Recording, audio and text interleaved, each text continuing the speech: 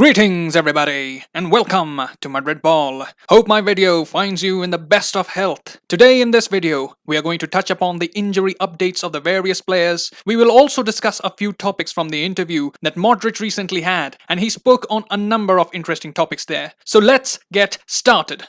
First, coming to the injury updates, Toni Kroos has been called up by the national team and hence he will be joining his teammates and may take part in the friendly. Kroos, as we know, had picked up an injury in the game against Betis, and from the reports and the pictures that have emerged, it looks like Toni Kroos has recovered from his injury. This is the picture of Kroos training on Tuesday. It is also said that Real Madrid medical staff are confident that Kroos has completely recovered from his injury and that Kroos joining up with the national team would not be harmful, rather it would be beneficial for him. So that is some great news. Toni Kroos is very important for us. His presence in the middle does bring us a lot of control, and I think the underlying idea here may be that Real Madrid want to get Toni Kroos up to speed and match fit as soon as possible. Obviously, we have some big matches coming towards the end of the month. We will be facing Cadiz after the international break, then we have the first group stage match in the UEFA Champions League, and then we will be facing Barcelona in the El Clasico. So Real would be hoping that Kroos gets a few minutes in the international friendly and try and get Kroos in perfect condition before the El Clasico. It is believed that Kroos can participate in the friendly against Ukraine, which is set to take place on the 13th, so we shall wait and see whether Kroos will play any role in that friendly. Militao was also seen training alone, another boost for us, although he is not yet training with the rest of the squad. We shall see him step up his recovery in the upcoming days. Eden Hazard, Odriozola, Dani Carvajal and Mariano still continue on the individual recovery program and continue their recovery inside the club's facilities. Now coming to our Belgian wall, or shall I call him Thibaut Courtois? Well, that is the trend at the moment. But we also have some less comforting news about Courtois. It was earlier reported today that Courtois had left the Belgian squad and will return to Real Madrid. He has a minor injury in the psoas muscle, but my fellow Madridistas, don't worry too much about it. It's nothing big, and it is expected that Courtois will recover in time for the next LaLiga match against Cadiz. Earlier, when I first heard about Courtois, I was a bit worried, and I felt, what on earth is wrong with Madrid? The players are getting injured one after another, they are falling like a pack of cards, but Courtois' case seemed more like a precautionary measure, and Thibaut will be fine very soon.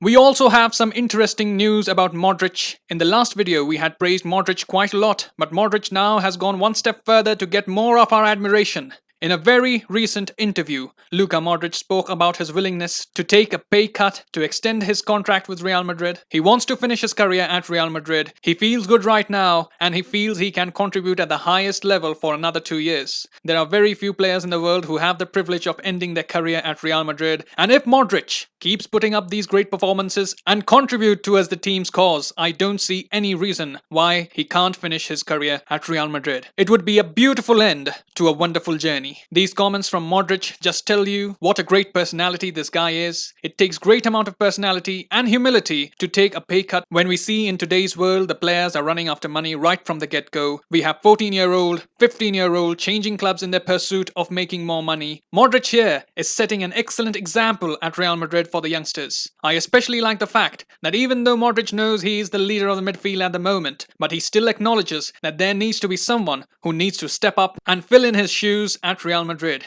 His desire to take a salary cut and finish his career at Real tells me that for a year or two he will be happy taking a secondary role in the squad and provide guidance to the youngsters and help them be capable of doing what Modric has done for Real Madrid over the years. He's a great professional, but I have always been impressed with his humility. Even on the pitch, the way he glides past players at times, it's truly remarkable. And right now, he is gliding past the age barrier in a similar way. Real Madrid will most likely give a 1-year extension. Modric has a contract up till the summer of 2021. Currently, Modric is a very important player of our team. But I think before Real enter into any contract negotiations with Modric, they would like to see how Modric performs, especially towards the second half of the season. Only then can a proper estimation be made about the course of action we can take in the case of Modric. I personally would love to see a fully packed Bernabeu give a fantastic farewell to one of the greatest midfielders of this generation. We also have to remember here that the contract negotiations of Sergio Ramos is also something that Real Madrid need to focus upon. Even Ramos has shown no signs of slowing down,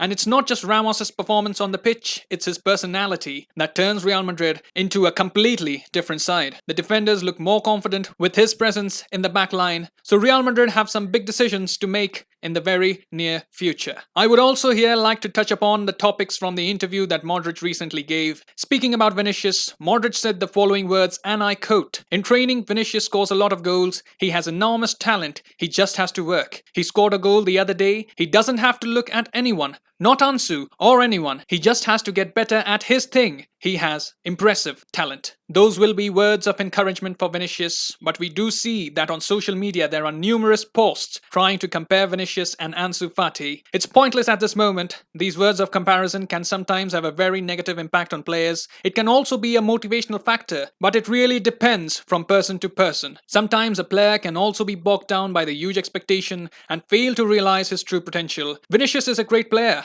and so is Ansu, looking like a special player at the age of 17. I have no problem in giving credit where credit is due, but we must be more concerned about Vinicius. Avoid making these comparisons, firstly because of his tender age, and secondly, we can see he is making efforts to improve. We had heard earlier that Vinicius was not satisfied with the amount of game time that he had received last season, so clearly he is a hungry player, and I think if he can just improve his finishing, combine that with his pace and his defensive contribution, he really has the potential to have a big and bright career at Real Madrid. He started the season well, and let's hope he can take a step forward in this season. So that is all we have here in this video. What did you think of the topics that I have discussed? What do you make of Real's injury woes? I would like to know your thoughts in the comments below. If you liked what you saw, hit the like button. And so that you do not miss out on any of the content that I will be posting, subscribe and hit the bell icon. I will see you soon. Till then, take care.